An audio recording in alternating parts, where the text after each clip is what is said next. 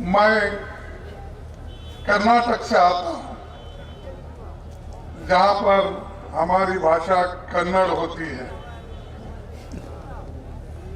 और मुझे यहां पर आपको संबोधित करने में थोड़ा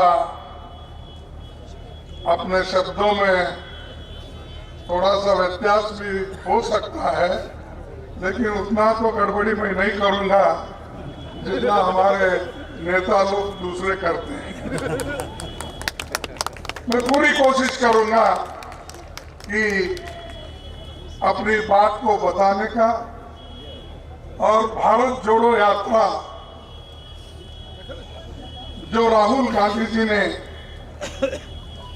इस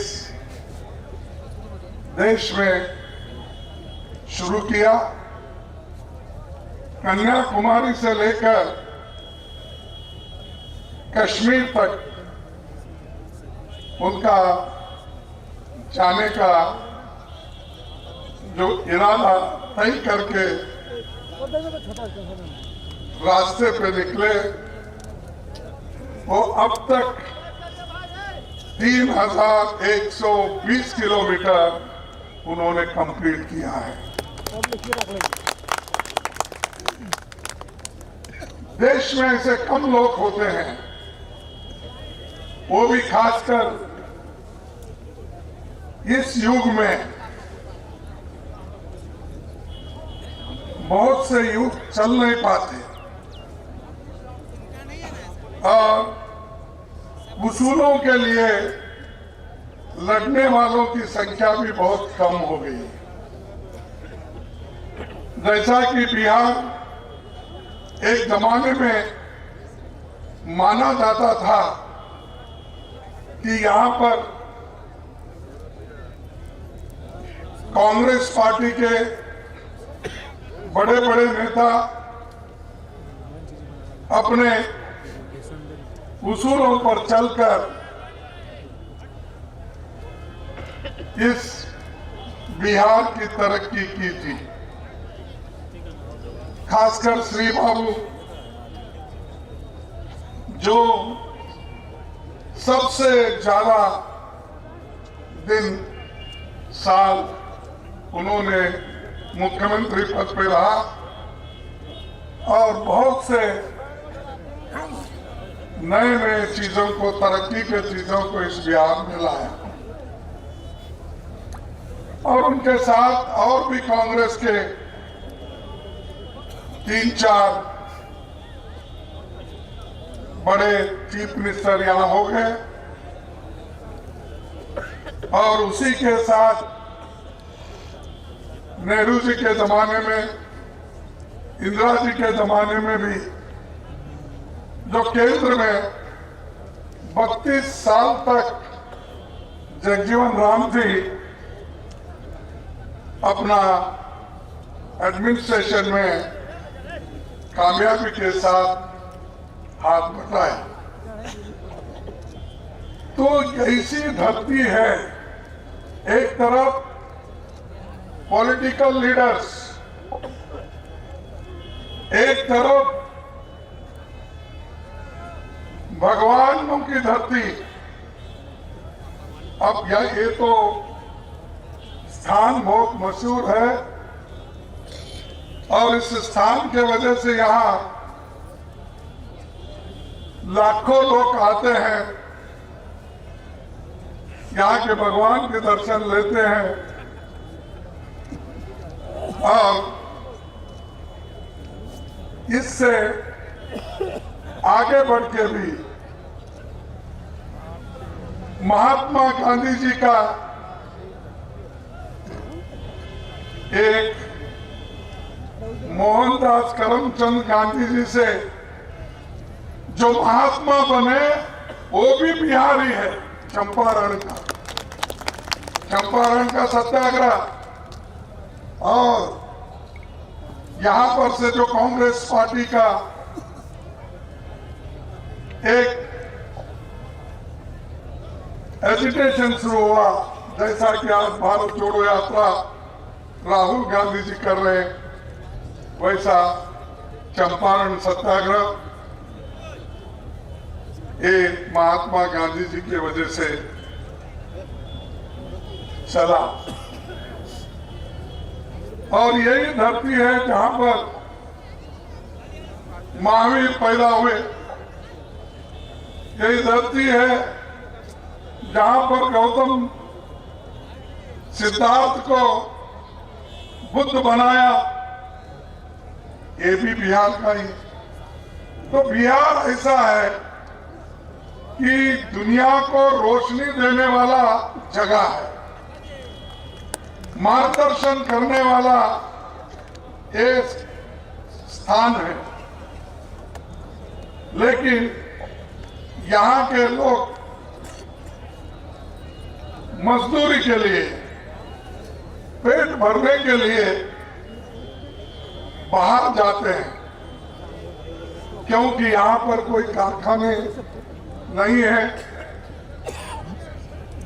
कोई बड़ा जो लोगों को, युवकों को काम मिले, ऐसा कोई यहाँ पर कारोबार नहीं है। और आज की सरकार तो ये सिखाती है युवकों को, सबको नफरत का मार्ग दिखाती है, लोगों को नौकरी नहीं देती। और आज महंगाई इतनी बढ़ रही है, पूछो मत, आसमान छू रहे हैं। और हमारी आर्थिक स्थिति दिन पे दिन कमजोर होती जा रही है। चलो। और मोदी जी हमेशा हमको कहते हैं, भाई कांग्रेस पार्टी 70 साल में क्या की। अरे अगर हम 70 साल में कुछ नहीं करते तो मोदी जी आप इस देश के प्रधानमंत्री नहीं बनते।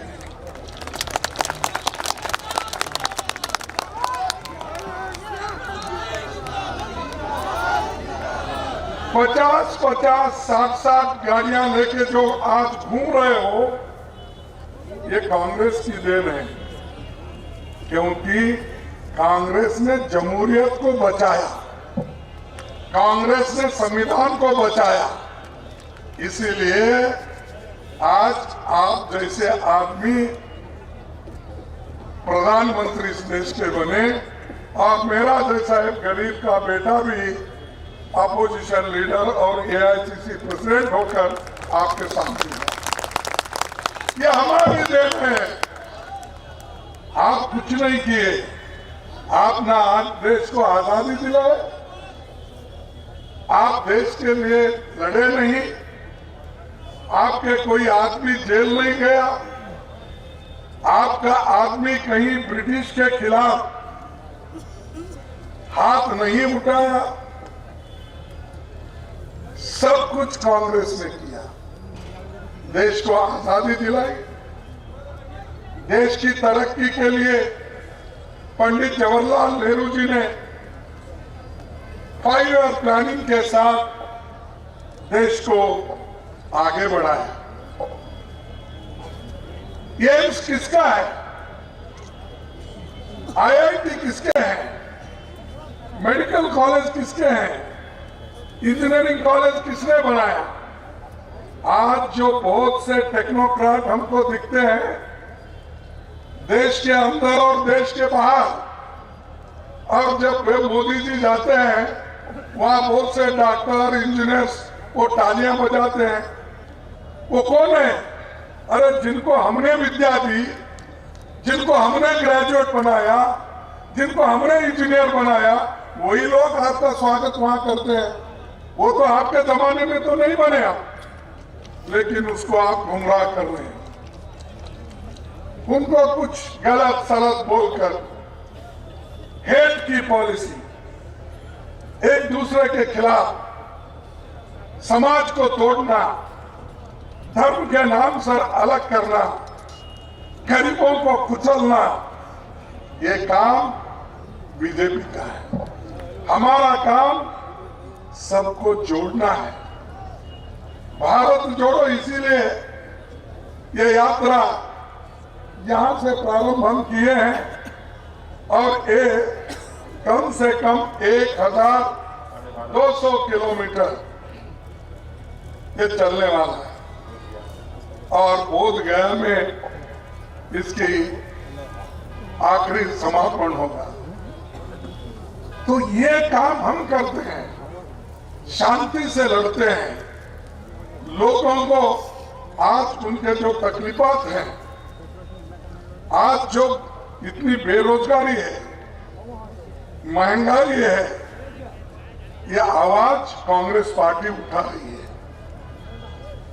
लेकिन बीजेपी हमेशा झगड़ा लगाने की कोशिश करते हैं, कुछ ना कुछ। अरे हम अगर जिंदा रहे तो ही आगे बढ़ेंगे ना।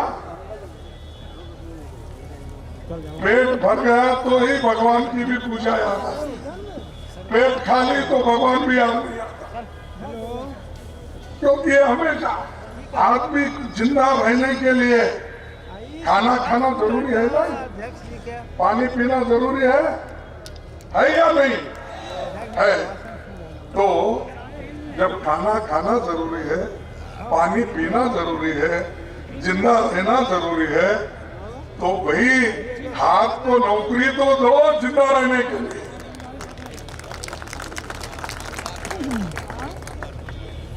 नए नए स्कीम लाए। यहाँ के नौजवान में देखा, एक साल पहले बहुत बड़ा वो आंदोलन हुआ अग्निवीर का। देखो साहब, मैं आपसे कह रहा हूं, इस देश में 30 लाख सरकारी नौकरी खाली है। कितने? 30 लाख। वो रेलवे में 3,50,000, डिफेंस में, पैरामिलिट्री में, एजुकेशन में, और जो एडेड इंस्टीट्यूशंस हैं, जो सरकार पैसा देती है, वो सबको अगर आप कन्याकुमारी से दिल्ली तक या दिल्ली से कश्मीर तक गिनेंगे तो 30 लाख सरकारी नौकरी है। अरे परमानेंट नौकरियां दो। क्यों हमारे युवकों को आस दिला रहे हो? अग्निवीर लो, कितने साल के लिए? 4 साल के बाद क्या कर रहा हो? भुट्टे भुनना, पकोड़ा। तो अगर देश के लिए नौजवानों को ऐसी स्थिति करेंगे, ये 30 लाख क्यों नहीं भर रहे, मैं पूछ रहा हूं। और मैं देखा जब अपने इसमें टीवी पे हमारे प्रधानमंत्री जी ये अपॉइंटमेंट ऑर्डर 71,000 लोगों का जो अपॉइंटमेंट किए थे हर डिपार्टमेंट में, तो उसका सर्टिफिकेट बांट रहे थे। अरे भाई, अपॉइंटमेंट तो अंडर सेक्रेटरी करके भेजता है, सेक्शन ऑफिसर करके भेजता है, वो प्राइम मिनिस्टर देने की क्या आवश्यकता है? ऐसा तो हर साल लाखों वैकेंसीज आते हैं, लाखों वैकेंसीज भर्ती होते हैं, कोई प्राइम मिनिस्टर ऐसा नहीं किया। बेंगलुरु में आते हैं 71,000, दिल्ली में आते हैं 75,000, ये बांटते जा रहे सर्टिफिकेट। ये सर्टिफिकेट बांटने वालों को मैं याद दिलाना चाहता हूं। आप तो पहले कहते थे हर साल अगर आप मुझे चुन के लाएंगे तो मैं हर साल 2 करोड़ नौकरियां दूंगा। कितने? 2 करोड़। मिला क्या आपको? नहीं मिला। नहीं। मैं समझा बिहार लोग लड़ाकू है, यहाँ पर लड़के लिए होंगे समझा था। हम कर्नाटक में तो नहीं मिला हमको, आपको तो मिला समझा था। नहीं मिला। फिर उसके बाद बोले मुझे चुन के लाओ, मैं गरीब आदमी हूं और मुझे चुन के अगर लाएंगे तो विदेश में जो काला धन है वो लाकर 15-15 लाख आपके जोब में डालूंगा, हर घर को दूंगा। दिए फिर अब आप बोलिए क्या मोदी साहब झूठे हैं क्या हम झूठे हैं?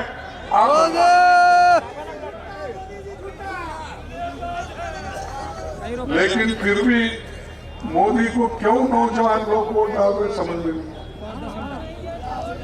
ये क्या हो रहा है इस देश में? हम तो देश के लिए लड़े, आजादी लाए, डेवलपमेंट किए, बहुत से कारखाने बनाए, सब कुछ किए, लेकिन चंद लोग वो मोदी मोदी बोलते हैं। अरे मोदी ने तो देश को बर्बाद किया, आप और एक सर्टिफिकेट लेके फिर रहे हो मोदी। परसों डिमोनेटाइजेशन हुआ ना, नोटबंदी, क्या बोलते नोटबंदी है ना, नोटबंदी। सुप्रीम कोर्ट में जजमेंट आया, जजमेंट आने के बाद वो बीजेपी के लोग हर टीवी में जाना, देखिए नहीं हम जो किए थे वो सुप्रीम कोर्ट ने अपहेल किया, सुप्रीम कोर्ट ने बहाल किया। अरे बाबा, ड्राइविंग लाइसेंस मिलने से अगर ड्राइवर ठीक ढंग से गाड़ी नहीं चलाता तो एक्सीडेंट हो जाता है। वैसा नोटबंदी करने का हक सरकार को है, लेकिन आपने जो गलत तरीके से किया उसके वजह से हमारे माँ बहनों, छोटे मोटे व्यापारियों का, सबका नुकसान हुआ। देश को आर्थिक व्यवस्था उसकी बिगड़ गई, लेकिन आप वो सर्टिफिकेट बता रहे, सुप्रीम कोर्ट ने कहा इसीलिए हम जो किए वो ठीक है। कोई आपके सरकार के अथॉरिटी को चैलेंज नहीं किया। चैलेंज इस बात का हुआ, अरे भाई नोटबंदी करने से देश का बहुत बड़ा आर्थिक नुकसान होगा, यह हमने कहा। इससे उद्योग जाएंगे, गरीब लोग परेशान हो जाएंगे, किसान परेशान हो जाएगा, माँ बहनें जो हमारे बचा के रखे थे वो खत्म हो जाएगा, ये हमारा कहना था।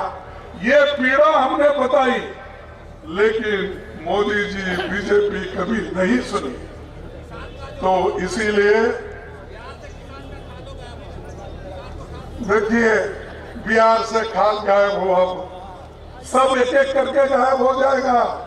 अगर मोदी ऐसा ही करते रहेंगे और आप बर्दाश्त करते रहेंगे तो उंगली दिए तो आदमी को निगल लेते हैं।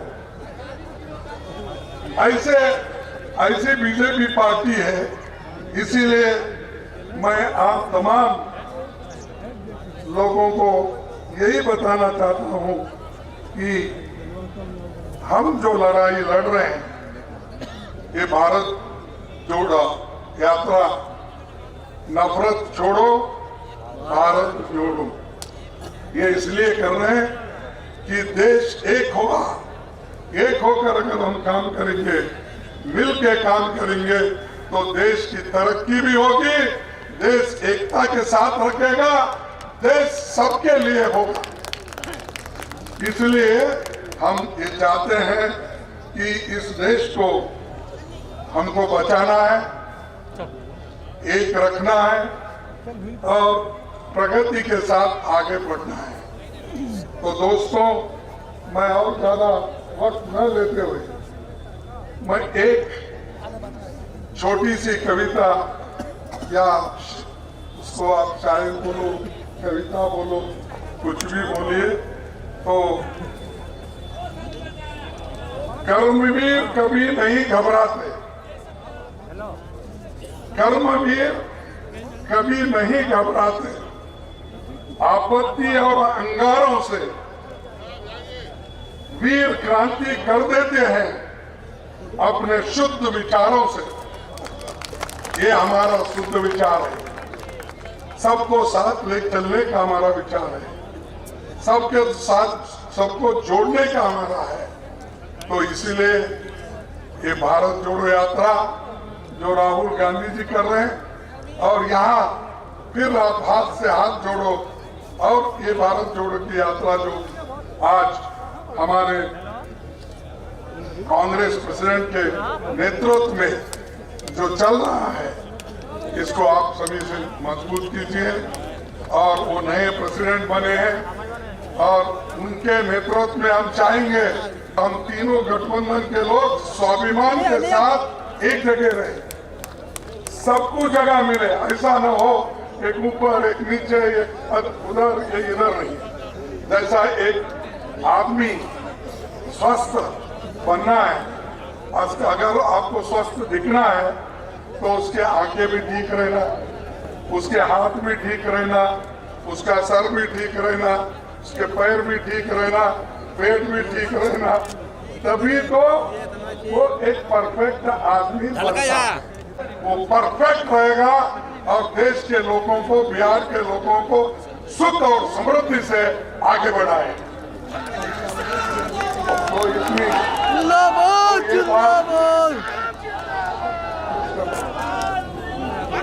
ये बात कहते हुए मैं आप सभी को धन्यवाद देता हूँ। जय कांग्रेस, जय हिंद।